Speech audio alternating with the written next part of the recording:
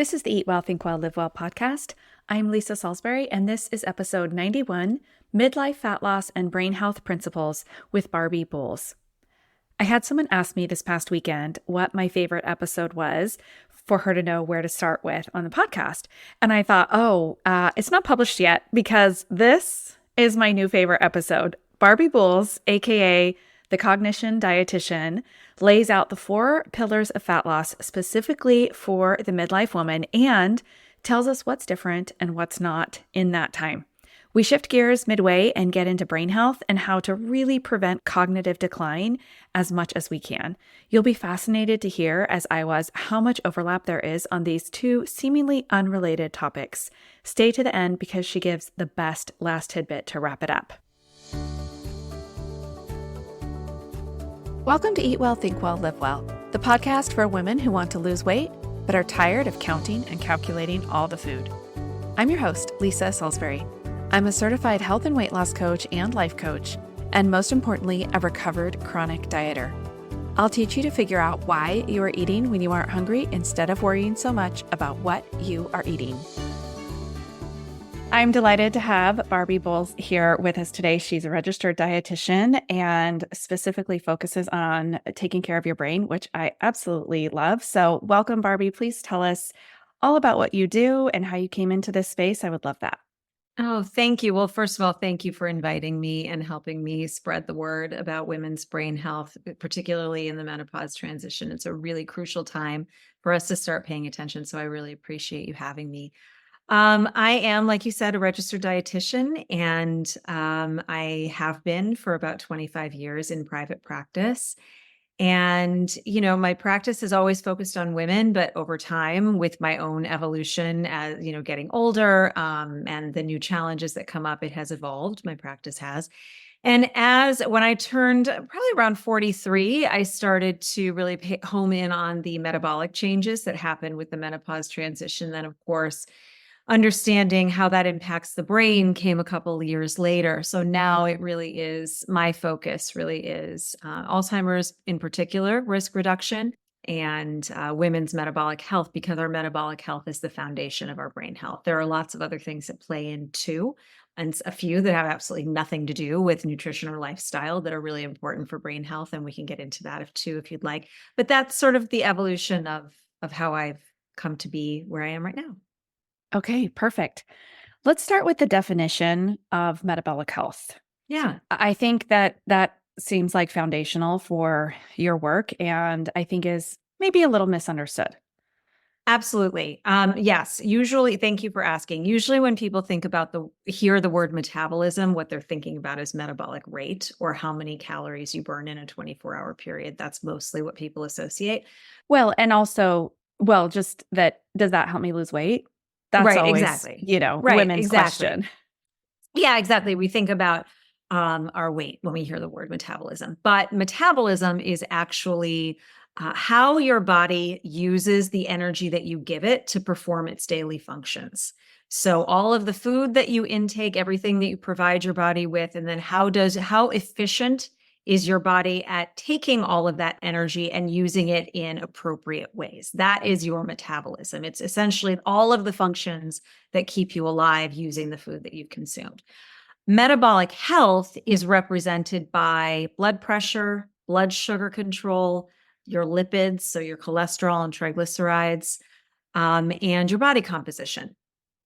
So excess intra-abdominal fat is a marker of poor metabolic health, high blood pressure, elevated HbA1c, so insulin resistance, prediabetes, type 2 diabetes, and then dyslipidemia, so elevated LDL cholesterol, or really ApoB, we refer to now, low HDL, high triglycerides.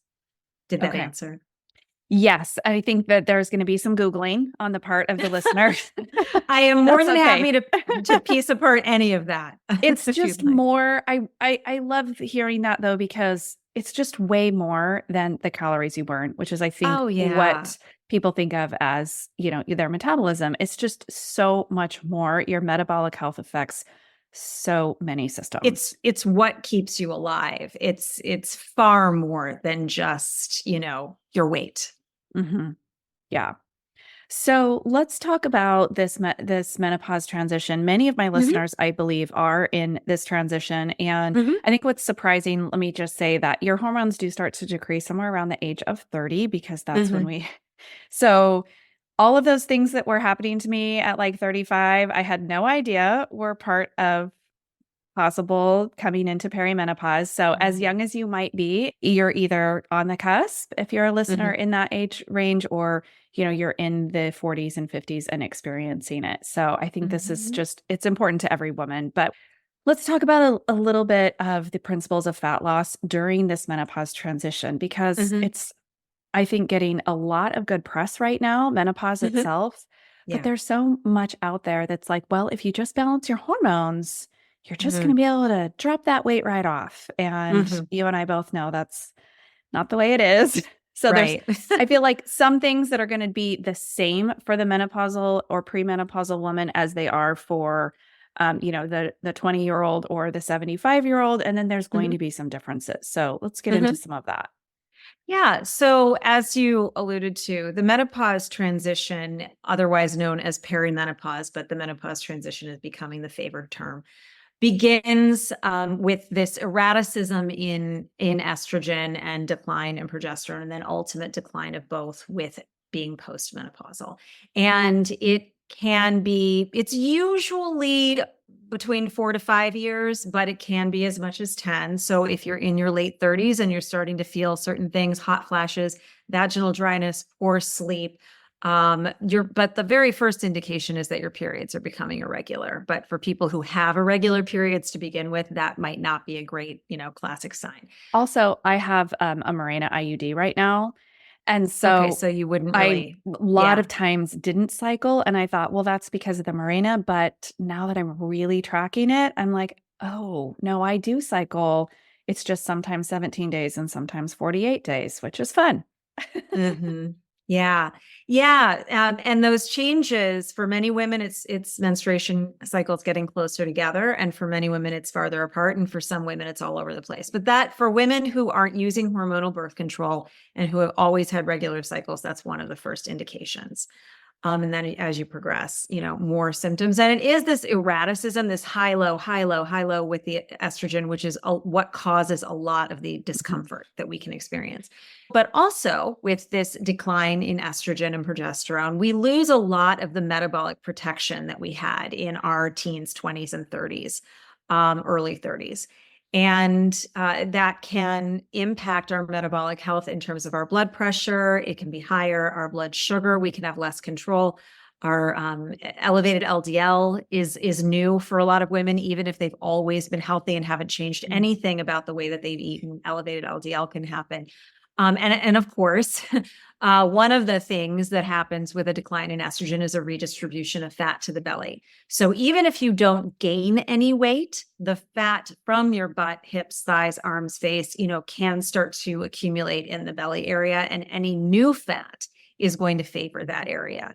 And it does become, I want to be very clear about the fact that menopause and the menopause transition does not directly cause weight gain.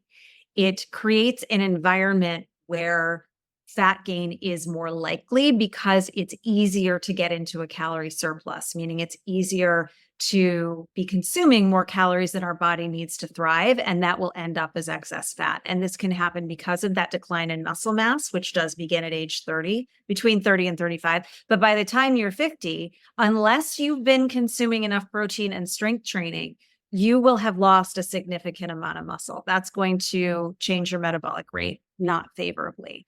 We may also be struggling with energy. We may not have what we used to have, to work out. We're not sleeping very well. That can impact our insulin sensitivity, our appetite, and our desire to work out. We're not, I mean, a lot of women get very upset about this comment, but it typically bears out that we are less active And that doesn't mean that we're not working out, because a lot of us are, maybe even more than ever, but our NEAT, or non-exercise activity thermogenesis, tends to decrease as we get older. We're not chasing around small children. We're not lifting them. We're not going out dancing Friday and Saturday nights. We're not walking on our errands. That's partly modern convenience too. I mean, I remember when I was 35, I was not ordering things on my smartphone, and I had to move Yeah. to get I go to stuff Target done. way less than I used to. I know that's silly, but like I No, definitely it's took the not, kids because out that more can when they were younger, and just having to run them back, run them absolutely around, generally speaking. right. And we tend not to think about this, but little moves like that unintentional movement, can add up to thousands of calories a week. So, and over time, it's very gradual, but it accumulates. And then suddenly we're 10, 15, 20 pounds outside of our comfort zone at 55. But the good news is we can, combat it with some strategy. Oh, you were asking about kind of the difference. The truth is, there's no real difference in terms of recommendations between your 20s and your 50s. It's just that in your 50s, it becomes that much more important. Does that make sense? Yeah. So like we can like kind of get away with doing like 75% in our 20s. In our 50s, it's got to be like 95, 100% with the exercise, the non-exercise activity thermogenesis, getting really high quality sleep, managing our stress in a non-food way, and eating in a way that is going to translate into keeping our cholesterol healthy, keeping our blood sugar healthy, keeping intra-abdominal fat at bay. So it's not that it's anything new. All that low-hanging fruit still applies very, very much. It's just that you got to do it and you have to be consistent about it. That's what's different. Does that make sense? Yeah, definitely. I have a question on the fat redistribution. When Yeah. you say that during that time, we have this redistribution, do you mean that like actual fat cells that used to reside on our thighs like travel in the body? Or is it just that when new fat cells come onto the body, they go into the belly area? Not the fat cells, but the fat storage moves to the belly area and then favors the belly area. But the decline in estrogen causes a more androgynous shape, because we don't have the estrogen. I mean, to vastly oversimplify, we lose the hourglass and we are more straight up and down. We become a more androgynous in shape. And that is partly what happens. The fat storage moves to the belly area. Does that make sense? Yeah. Yeah. Tell me more also, do you mean it specifically, is it subcutaneous fat in the belly area, or is it that visceral fat? Because I know that is also a big concern for the menopausal, postmenopausal woman, is the visceral fat accumulation around the organs. Yeah. Thank you for asking. I was going to follow up with that. It's both. Okay. But that visceral fat is the highly inflammatory type of fat that we really want to keep at bay. And that can up to quadruple in midlife. I really do recommend, if you really want to know where you stand with this, I do recommend getting a DEXA scan, a body composition DEXA scan, not just a bone mineral density DEXA scan, which is what your doctor will order for you. Unfortunately, not typically until age 65, which can be way too late for women, in identifying osteopenia and osteoporosis. I really feel like that needs to be done like 50.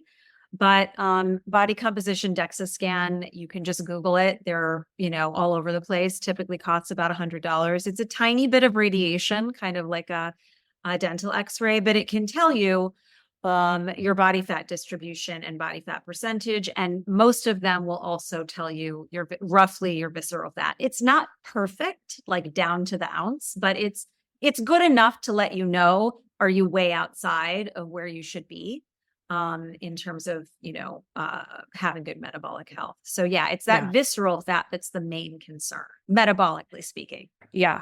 I'm smiling because I literally just had this done.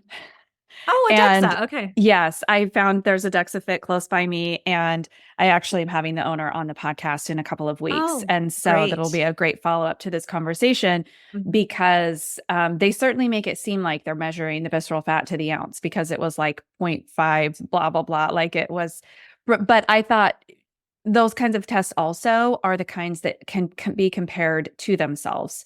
So Mhm. even if it's not exactly right, if I have it tested again in 3 or 5 years, I can see what the percent of change is and know if Mhm. I'm moving in the right direction, staying steady. Because even if it's off some ounces, if it's off the same amount of ounces, the next time.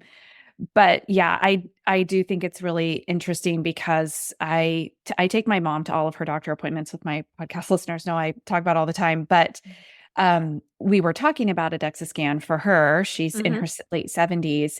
And I said something about it to her doctor, like, oh, I just had a DEXA. And he looked at me and he's like, how old are you?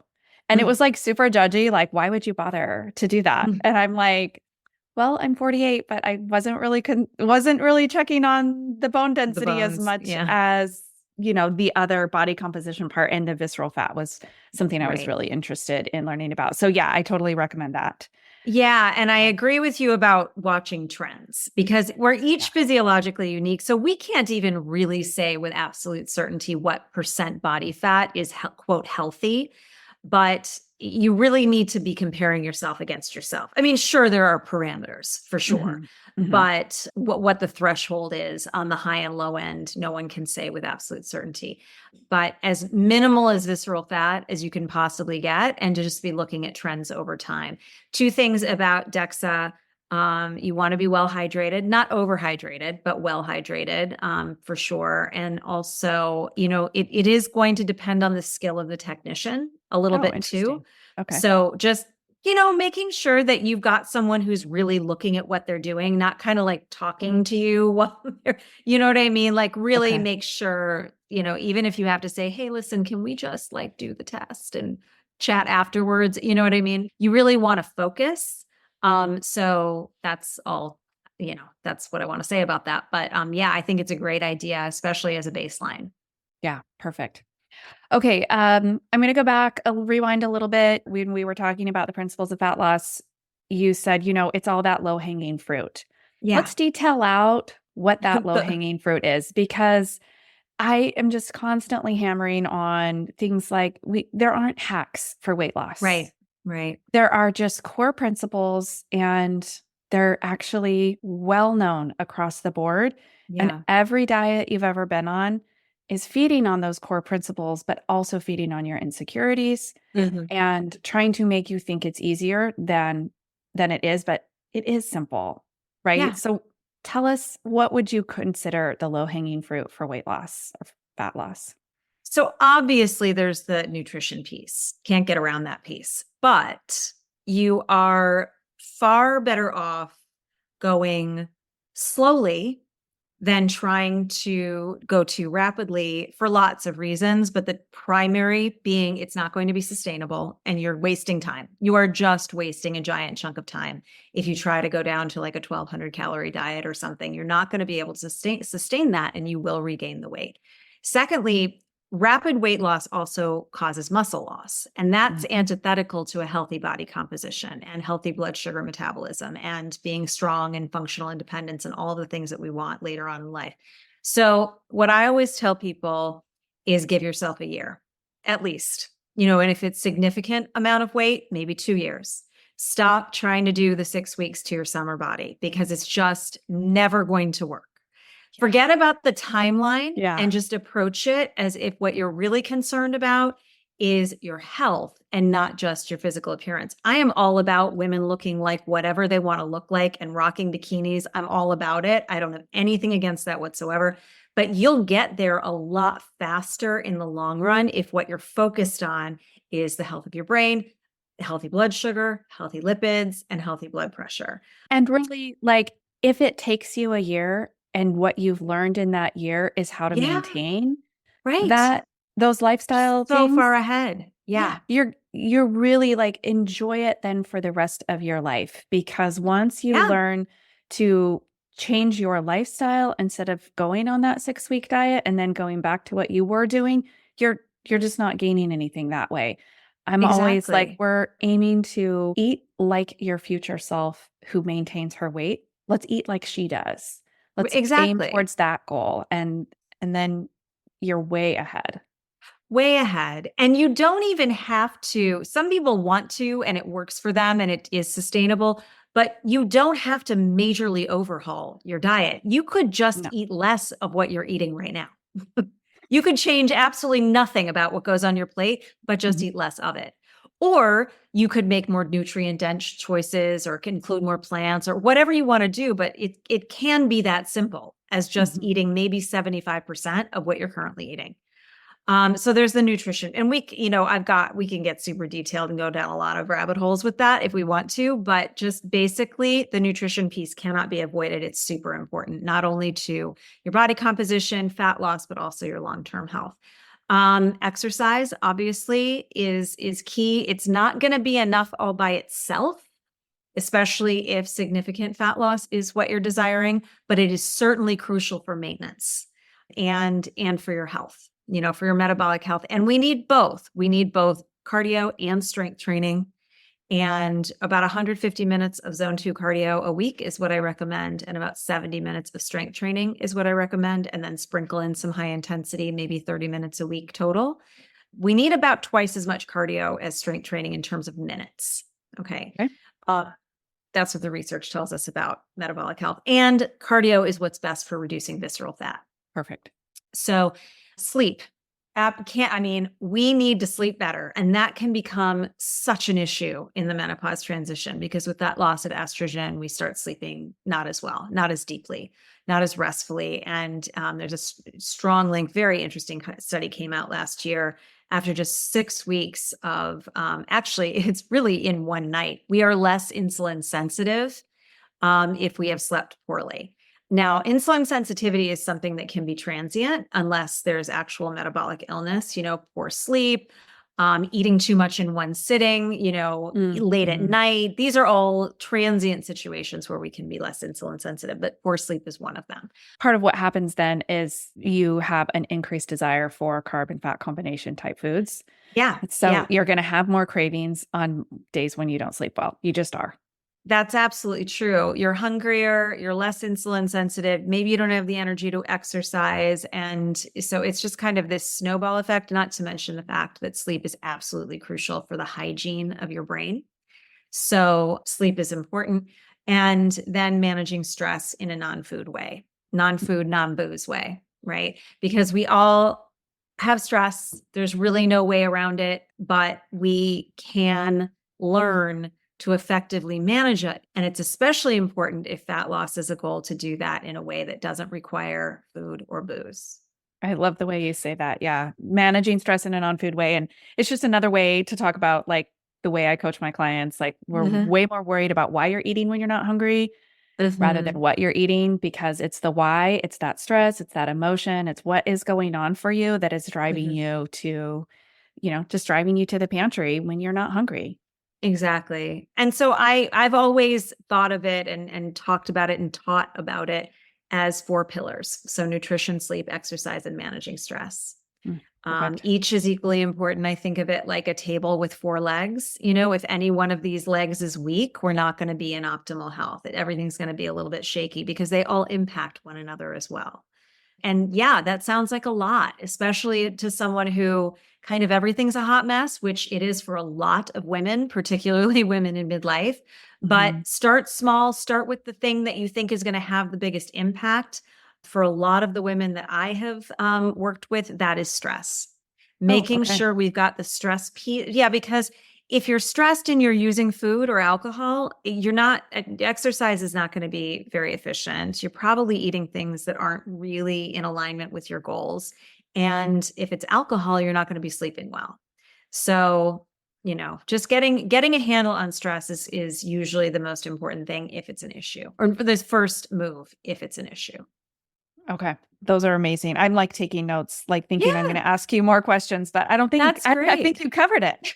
That's Um, great. Real quick on the nutrition, I would recommend as far as like getting the nutrition piece down, correct me if I'm wrong, protein is of Mhm. utmost importance, keeping your Mhm. fiber intake up and your added sugar intake low. Those are Mhm. kind of my nutrition pillars. Yeah. What would you consider there? I absolutely agree. I mean, I think protein and fiber are really of equal importance. And so making sure what I like to say, and this certainly, these are not perfect numbers for everyone, but just as a starting point, if you just kind of want to get started, 20 or more grams of protein at every meal and 10 or more grams of fiber at every meal. So 20, 10 or more, ideally more with the protein at every meal.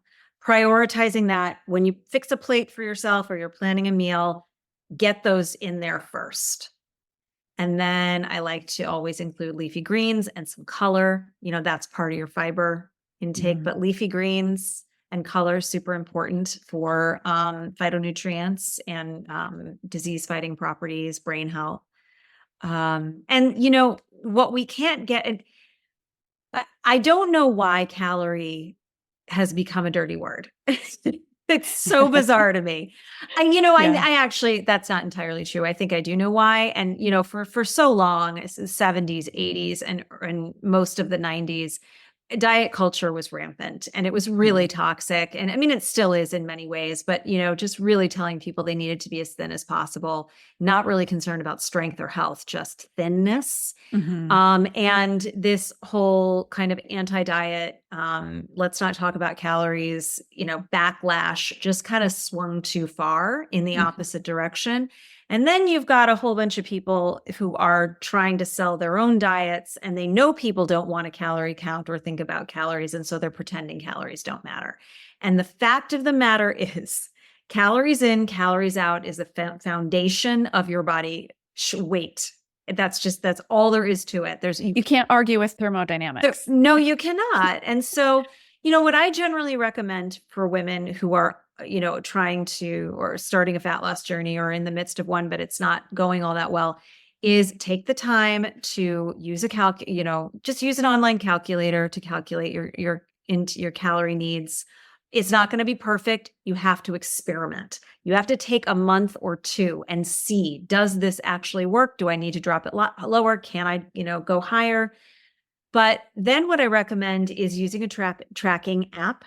I personally like Chronometer because it shows micronutrients as well, which I think is important because it helps you understand where you might need to supplement. And initially, don't try to drop your calories. For 30 days, eat exactly as you normally would, input everything so that you completely understand where you are now. Because if you don't understand where you are now, it will be very difficult to create an effective calorie deficit. So if you think you're eating 1,700 calories and you need to drop it to 1,300 calories to start losing weight, you might be going way too low because 1,300 calories is really not sustainable for most people. And the truth is, you might actually be eating 2,600 calories a day, and you could have dropped it to 2,100 and been well on your way. Does that make sense? Which right there is the key to this so-called reverse dieting. Right. Because yes, that's people exactly. think like, oh, well, let's increase your calorie intake so that, we're going to reverse diet, but it's actually a decrease, but it's maintainable because you're eating 2,600 calories and then you're eating 3,600 calories on the weekend. And so you're thinking, but then you're also estimating you're eating 2,000. It's all over the place when you're guessing. Right. Yeah. Yeah. Research tells us that the average person, and this includes nutrition professionals, underestimate their calorie intake by about 30%, which is pretty massive and definitely can represent, an uncomfortable weight gain. So yeah, that's what I would say. Don't try to change anything. It will be very tempting, but don't try to change a thing. And the other thing about tracking, if it's something you decide to do, and it's certainly not appropriate for everyone, but if you don't have a history of eating disorder, you can look at it as just data, not be emotional about it, not feel guilty about it. It is so illuminating to be super diligent for about 30 days so you can see where you are. And then you'll be in a really comfortable place to just drop it by a few hundred calories. And then you'll be well on your way. So that's generally how I like to start. So history of eating disorders, I wasn't actually technically diagnosed because I'm not even sure it's in the DSM, but counting calories and counting macros put me well on the way to orthorexia, which is just the obsession with eating healthy. And for those that don't know, just creates a lot of anxiety. So I wasn't able to go out to dinner without an immense Mhm. amount of anxiety, go to people's houses for dinner, not knowing what was in the food, that sort of thing. And so I do have like this long history of tracking, and Mhm. it gave me a lot of anxiety. And so I coach people without the tracking, but Okay. most of my clients have tracked in the past. And I'm always like, listen, let's not be mad at our old selves for doing that. Mhm. Like, I'm not Mhm. mad that I tracked for that long, but I certainly don't discount all that knowledge that I got. I can look at a plate, and I'm always telling my clients, I'm like, look at that plate. You know how much protein's on there because you've weighed and measured in the past so many times. But if Yeah. you're a person that has never done that, Mhm. then yeah, it's helpful to know how much protein is in a chicken breast. We should just know these things. And if you're like, I absolutely cannot track and reduce, then when you were talking about like, you can eat the same thing and just reduce, just commit to leaving 2 or 3 bites behind at every meal this week. Absolutely. You just reduced your intake. Absolutely. Yeah, tracking is not required for success at all. It's just if I recommend it to people who really can look at it unemotionally As data. Yeah. and learn from it, and not as a short-term educational tool, not as a long-term strategy, because we don't want to rely on it. Which is really where I think I went wrong, is I was definitely relying on it as a long-term strategy. So I love that you're saying it's a short-term tool. It absolutely is, and we should be learning as we're going. And just to speak to the orthorexia component, I had severe orthorexia for a Mm. decade. And so I understand that piece really well. And we want to always, whenever we are on a fat loss journey, whatever tools we're using, we always want to constantly be checking in with ourselves. Where is my head with all of this? Am I feeling confident and sure of myself and learning and gaining knowledge and improving my health and kind of feeling stronger and better, if not every day, every week? Or am I starting to get preoccupied with how many calories are in that? Oh, I can't eat this. I can't eat that. We've got Mhm. to stay on top of our mental health when it comes to a fat loss journey. Yeah. Unfortunately, weight and worth are extremely tied, and that it should never have been that way, but it is, and it's so deeply ingrained that we have a very difficult time just seeing all of these things. It can be very helpful tools. We have a hard time just seeing them unemotionally. Yeah. It's like the scale. I'm always like, that's just your gravitational pull on that moment in time. Mhm. Yeah. But most people do not think of it that way. It's. Yes, and thank you for bringing that up, because it is just your mass. That's all it is. And what is far more important than the number on the scale is your body composition. Yeah. So, I mean, they're night and day in terms of importance. And you can be 110 pounds and and profoundly metabolically unhealthy.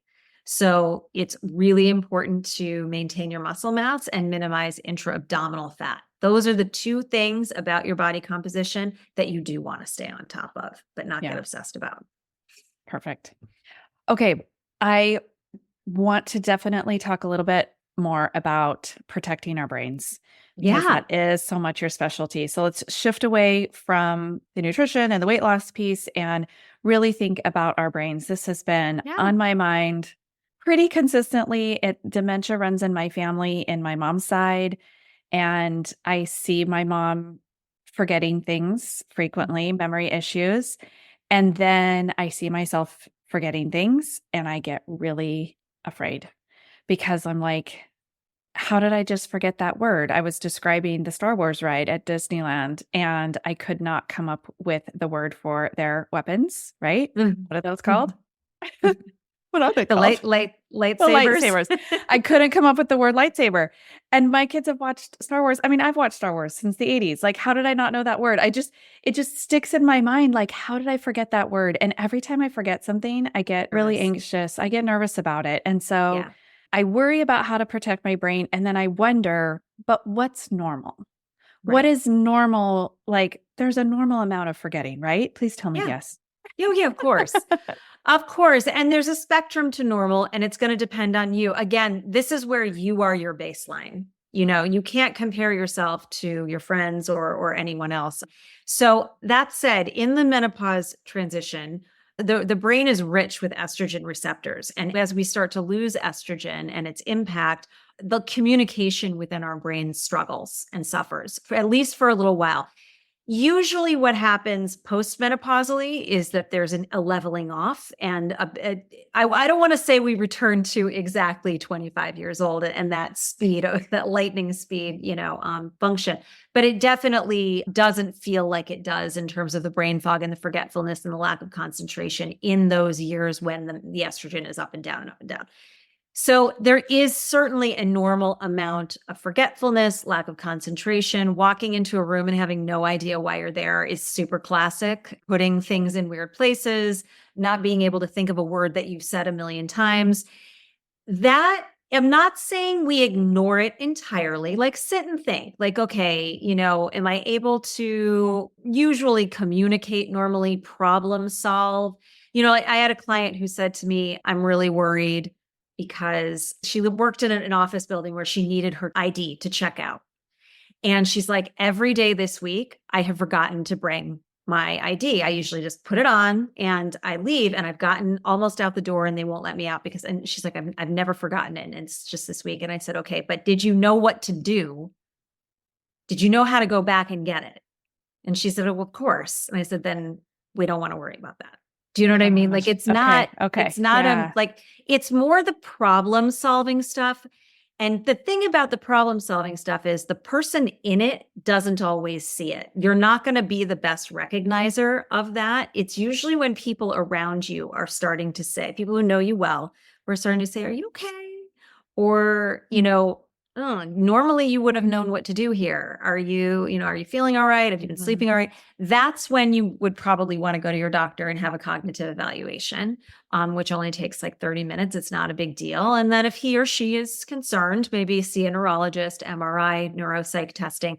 But that like forgetting a word here and there, and were you able to recover it at some point, the word? Oh, yeah. It just took me way longer than I thought, which was any amount of time was longer than I should have taken, I felt like. No, I know. I had dinner with a girlfriend not too long ago, and she could not for the life of her remember the name rosé for wine. She's like, the pink wine. What is the pink wine? And I mean, that's her drink, but she's okay. So yeah, I mean, there is a normal amount of cognitive sort of just ebb and flow and weirdness, but it's when we're really struggling or we forget our way to a place where we go all the time. It's things like that, way more significant. That's when you would want to see your doctor. So in terms of protecting your brain, I'm a big fan of the MIND diet philosophy, the approach to eating. MIND, MIND, Mediterranean Intervention for Neurodegenerative Delay is what it stands for. It's basically a combination of the Mediterranean philosophy and the DASH diet, which is dietary approaches to stop hypertension. So we've got, blood pressure, good stuff for blood pressure in there too, combining them and then teasing out foods that are particularly beneficial for the brain. And like leafy greens, berries, fatty fish, olive oil, nuts, beans, all the yummy stuff. All the yummy stuff. So it's all good stuff. And what I also like about this approach is it's really not about calories or macronutrients. It's about including foods that are high in fiber, low in saturated fat, and rich in phytochemicals, so polyphenols, flavonoids in particular. So that is sort of the nutrition approach. And in terms of exercise, like I mentioned before, getting a nice balance of cardio and strength training. We want to make sure we're doing both. And also to not forget about balance and flexibility, because we want to be focusing on functional movement as well. Like when we're 70, we want to be able to put a box on a shelf. We want to be able to pick up our grandchildren. So making moves like that as well. Sleep, 8 hours is the sweet spot for most people, but 7 to 9 high quality hours. And then managing your stress, of course. I like having just a go-to every single day stress hygiene routine that's either breath work or meditation. It can literally be 2 minutes. It doesn't have to be this big, long session. And you can do breath work in the car. You don't even need to take time out of your regular routine. But what I like to do is, especially if it's new to somebody, attach it to something you do every day. So like after you brush your teeth, meditate or do breath work for 60 to 120 seconds. Or right after you take your shower at night, if that's something you do 2 minutes of breath work. Just so every single day you're doing something to kind of balance yourself so that when you really need it, it's that much more accessible to you. And then I alluded to a few things that are not nutrition or exercise related at all that are really important to protecting your brain. Okay, so sorry, before you get into that, I Yeah. just want to note, and I'm sure that the listeners already realize this, those 4 pillars for protecting your brain in midlife are the same principles that you gave us for fat loss in the menopause transition. So when we talk about healthy habits, this is what we mean. Like Right. these things affect all the things. And I just find it fascinating. Every doctor I've taken my mom to, whether it's her cardiologist, her pulmonologist, her regular doctor, her women's health specialist, every single one of them asks her about her exercise routine. Like it matters for all the systems. And I think Yep. and we talk about stress, we talk about these 4 principles in all of the systems. And so I just wanted to make note when you gave the last one, I was like, well, there's all 4. There they Yep. are again. Okay. It's funny how that works, right? And, Yeah. I have to say that I want to just say about exercise, or let's just say movement, because, for some people thinking about working out exercise, either they hate it or they haven't done it in a long time and they're intimidated, or they've got, chronic pain and don't want to get started. Here's the thing. The human body is designed to require movement, and pretty challenging movement. And it's part of our problem on the whole globally in terms of metabolic disease that we are so sedentary. And being sedentary is not far behind smoking in terms of risk of illness. And that's why it's not even because of weight. It's because we're not using our systems and getting, the blood flow and the oxygen and the nutrient delivery the way that we need to, and increasing something called BDNF, or brain derived neurotrophic factor, which gets stimulated when we are exercising, which is like kind of cliche now, but it's been likened to miracle grow for the brain. It really helps its function. It's both its physical structure and its chemical communication. So exercise is crucial. We require it. Even if it's a 30-minute walk, if it's doing a couple of minutes of yoga, just move your body. It's so incredibly important. It's not possible to be in good health if you're not exercising. It just isn't. Okay. So back to those other 2 extra things for the brain. Yeah, extra things. And everybody can access this, okay? I know the nutrition and exercise piece can be like a drag for some people, but everybody can do these 2 things. One is increasing what's called cognitive reserve. And this term was coined not very long ago by researchers who looked at brains that on autopsy, on examination, had all of the markers of Alzheimer's disease. So the beta amyloid plaques, the tau tangles. But these people behaved as if they did not have neurodegenerative disease in life. And it's theorized, and it's a very strong, supported theory, that it was due to the fact that these people had a lot of what we call cognitive reserve, which is learning new information and using it. So really thinking of your brain like a muscle and exercising it. And we're not talking, brain games like on the computer or on your phone, that's great. But what we're really talking about is problem solving skills. So the agility of your brain, doing things that require your brain to really function from a lot of different angles, like a lot of different brain regions active. So learning a new language and speaking that language, traveling, going places and not using your GPS, actually having to use your brain to think. I never do that. I know, but nobody does that. We don't even know phone numbers anymore. No. We're really, I worry about our children, my God. But, so doing things like that, furthering your education, learning to cook, learning all about plants and starting a garden, everybody can do something along these lines. A lot of them don't even cost money, but it's just thinking of your brain like a muscle. It's just as important as your biceps, your abs, your glutes. So that would be cognitive reserve. And the people who have more of that tend to fare better, and it reduces the risk of cognitive decline. And then the second is social connection.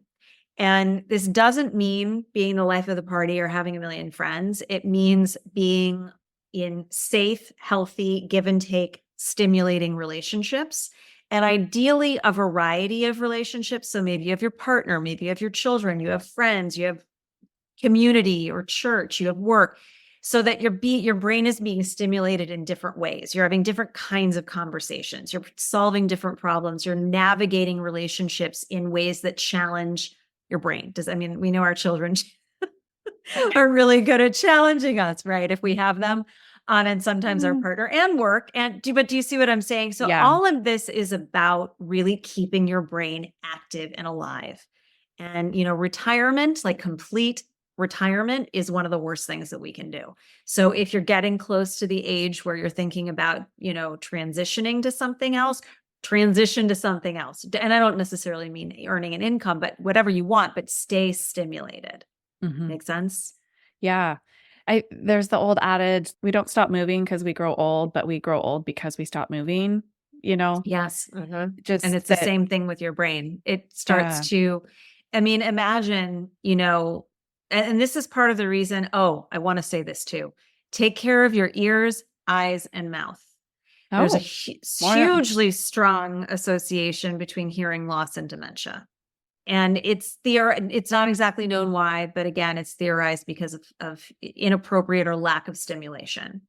And there was the Lancet Commission publishes research periodically about dementia prevention. And in 2020, 12 factors were identified.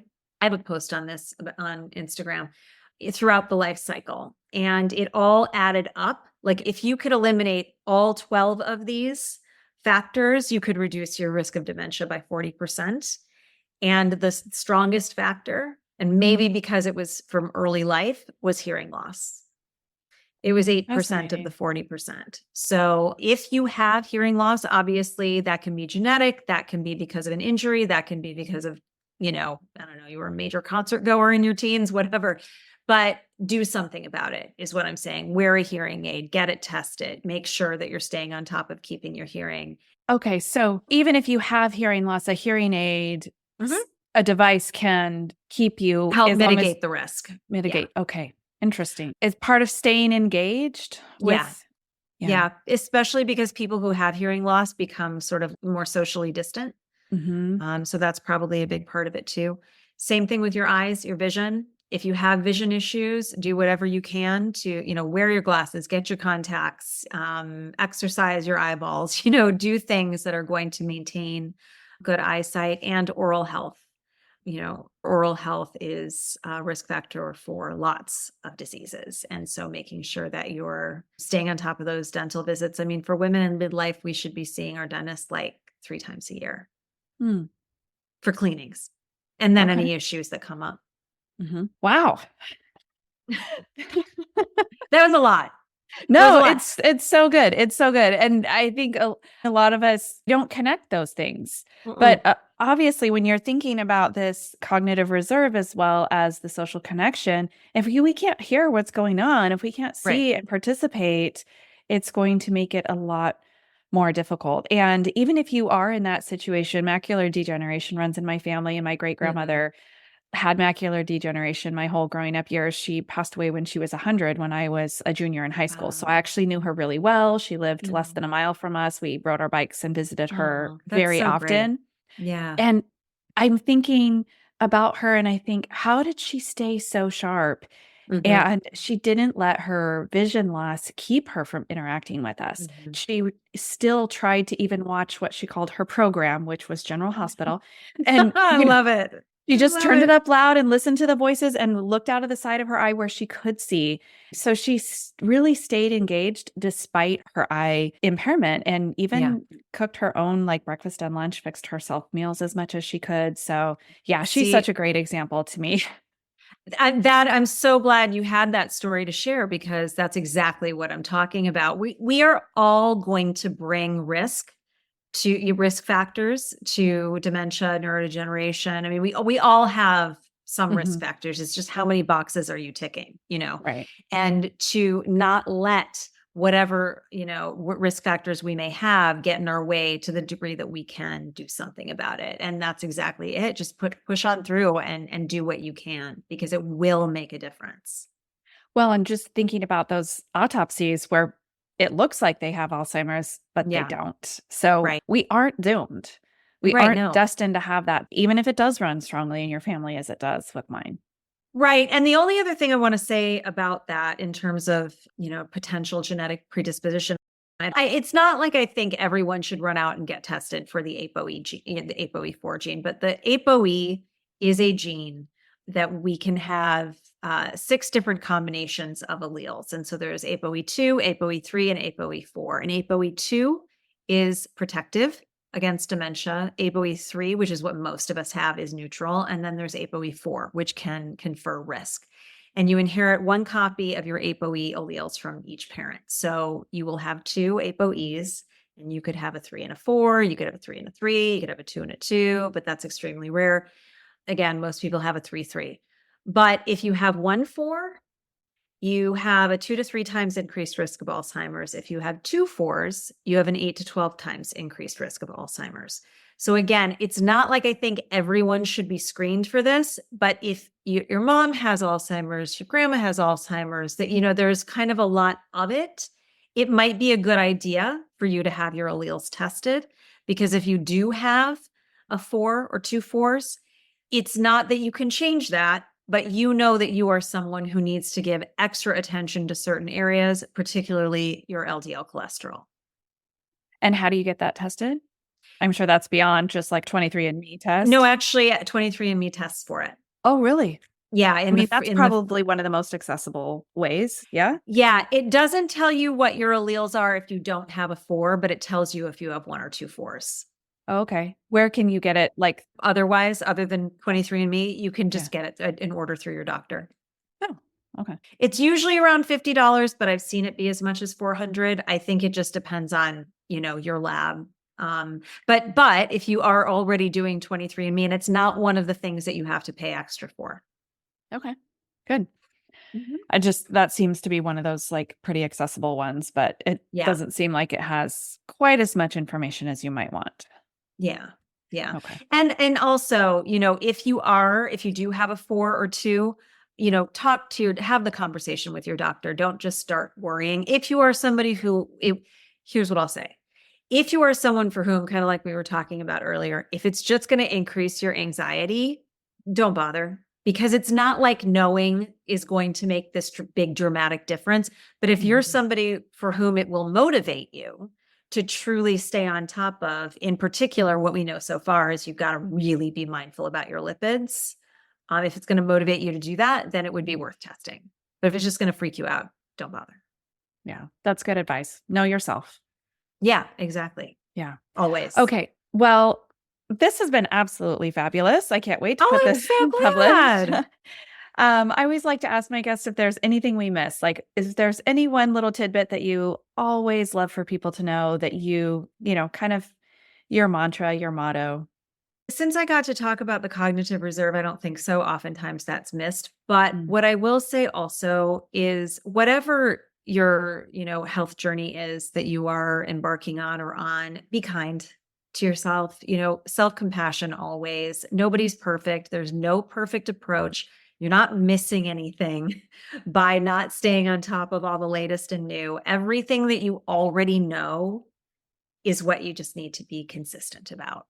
And it's everything that we talked about. And just take, at the end of the day, just be kind to yourself and take really good care of yourself. I love it. Okay. Thank you so much. Really, thank you. My pleasure. Please tell everyone where they can connect with you online and follow you and be part of your world. Yeah. So I'm only on one social media, and that's Instagram, and it's the Cognition Dietician. And then my website is barbieboules.com. Okay. If you wanted to actually, get in touch with me.